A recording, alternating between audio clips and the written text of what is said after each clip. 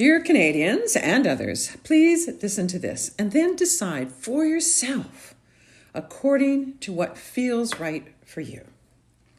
But first, my disclosure. This audio is not about vaccines.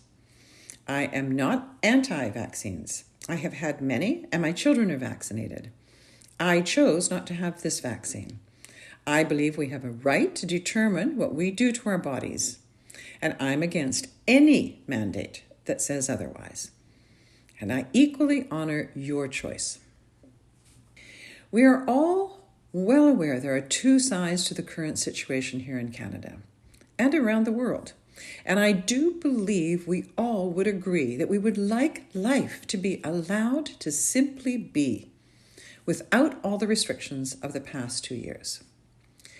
So I ask you, what do you imagine will end these restrictions? You see, viruses by their very nature have a strong survival mechanism, and so they mutate. They change certain characteristics so that they can't be wiped out. It's quite likely we will be told of yet another variant to this virus. So, how long do you want to see lockdowns and boosters of boosters continue? Are you prepared to have this go on for years to come? If you don't want to see these continuous restrictions on your life that are taking away your right to freedom, then you have to have your voice heard. The virus is here. We need to live with it. Yes, some people will get sick, and people get sick every day. Colds, flus, more serious illnesses. Life happens. Every one of us has multiple viruses present in our body at any given time. And yes, that is fully medically verifiable. So the more we continue efforts to kill off this virus, the longer it will stay. Apathy is dangerous. Apathy sounds like, I haven't got time. I don't want to get involved. I'm glad someone else is doing this, so I don't have to. Canada is your country, and you now need to defend it if you want to keep it free. We mustn't be naive about these past 2 years. This pandemic has become an enormously big worldwide financial machine. And when there's money to be made, those making it, which of course are not the everyday citizens, do not want to give it up. While many of you listening may balk at the very idea, none of the restrictions, masks, lockdowns, vaccines are about you or protecting you. While all governments have profited, Canada and her privileged inside players have profited even more significantly due to Canada's direct involvement related to patents. Removal of all mandates is about personal freedom. Freedom that is your natural birthright and was willfully taken away by the government. This is not an issue of vaccines. It is far greater than that. Imposing restrictions on freedom of movement, freedom of speech, freedom of choice, freedom of diverse ideologies, and freedom to live your life as you choose is not what Canadian veterans have fought so hard for, nor what our Charter of Rights states for her Canadian citizens. So this is a very serious situation we're in. If you love Canada and her many privileges, you need to defend it if you wish to keep it. So, choice number 1 is have your voice be heard in peaceful protest to remove all mandates and allow life to flow as it must.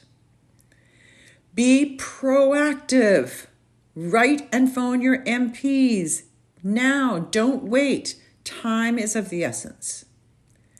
If you need help in finding information about your MPs, Google Our Commons, our OURCOMMONS, all one word, and you'll be taken to the government website that lists all members.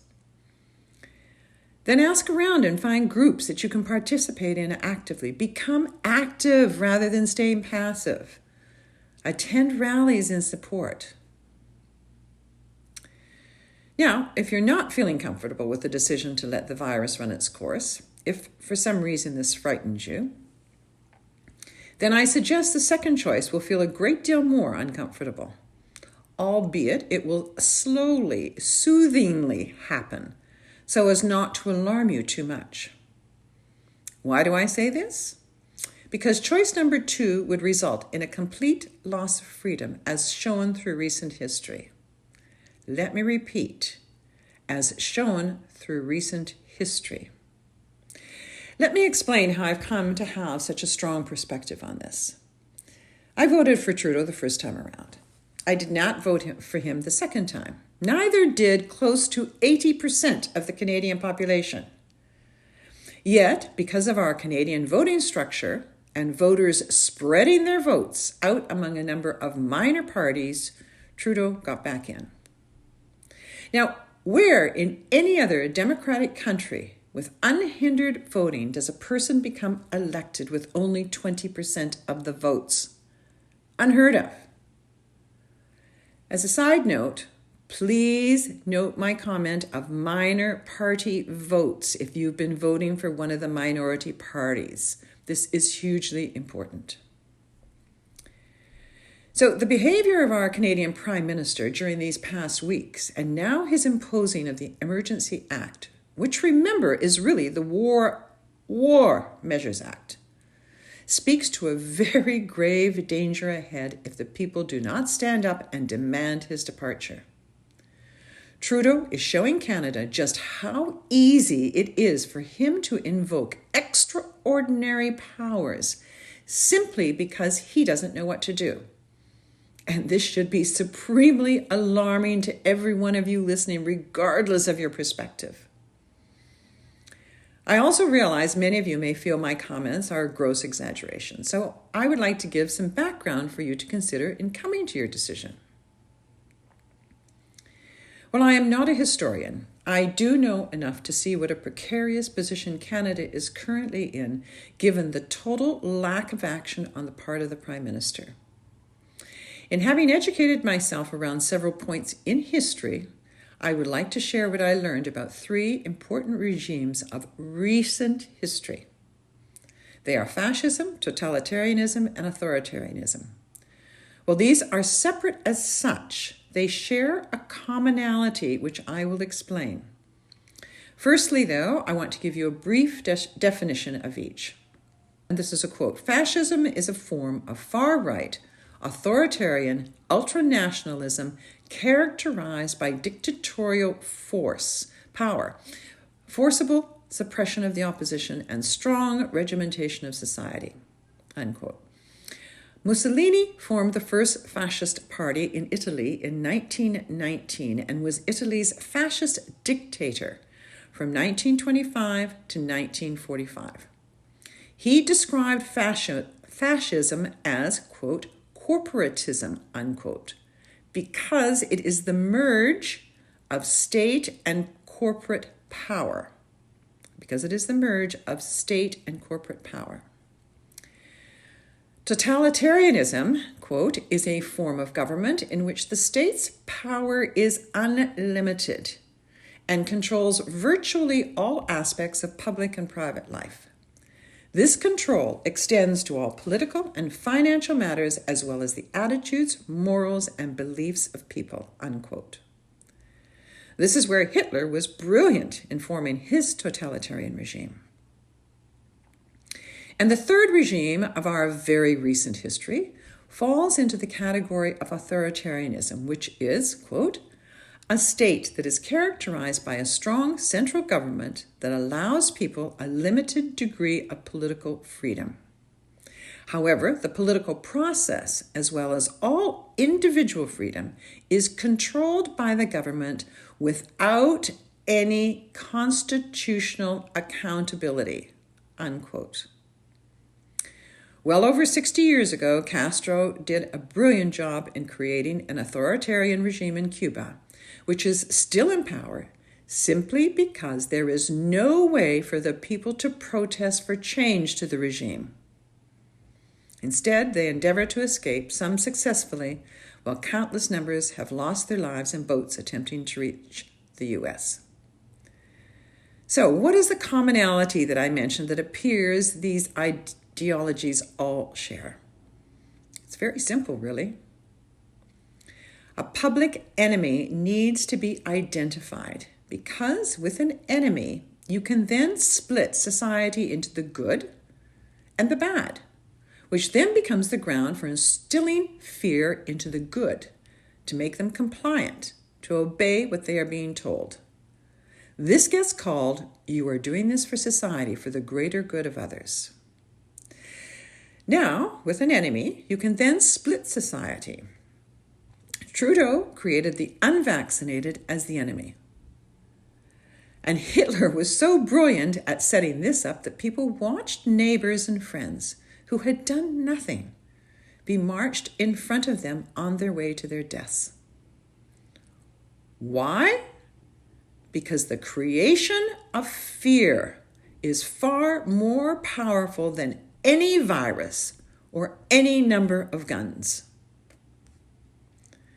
Trudeau called on the Emergency Act because of corporate pressure and not because of any interest or concern for the citizens of Canada. The Ambassador Bridge, linking Detroit with Ontario and the car manufacturing industry, hit the corporate world where it hurt, in their ever-greedy financial pocket, costing them big bucks daily. So Trudeau was responding to corporate pressure, as well as some other financial gains, when he brought force to clear the bridge. And we don't want to forget that he was helped by Biden, who, for the same financial support, corporate support, needed to get that bridge open. Prime Minister Justin Trudeau has grossly overstepped his roles. His actions, stemming from an egoic, narcissistic personality, are both alarming and dangerous. There is a ton of actual video footage from people who were there in Ottawa that show what a totally peaceful protest this was. Yet, during the freedom protest started by the Canadian truckers, Trudeau cowardly hid away. How do you like the coward he is? He has refused every pathway that has been offered. He has shown zero signs of a leader. He has shown little concern for the issues at hand. And most importantly, he has inflamed hatred and separation through his rhetoric of referring to the unvaccinated as the problem and the people protesting as the fringe. Further, he has had no regard whatsoever for the Charter of Rights, which he is seriously violating. So, now I ask you, which will you choose? Will you have the courage to stand up and be heard? Or are you okay with allowing the continuation of suppression of your basic human rights that give you your freedom of choice, of movement, of diverse ideologies, and of your life? Stand up to remove all mandates. Become proactive, get your voice out there. Or let your apathy lull you into submission, allowing for the increasing formation of an absolute fascist totalitarian Canada. The choice is yours.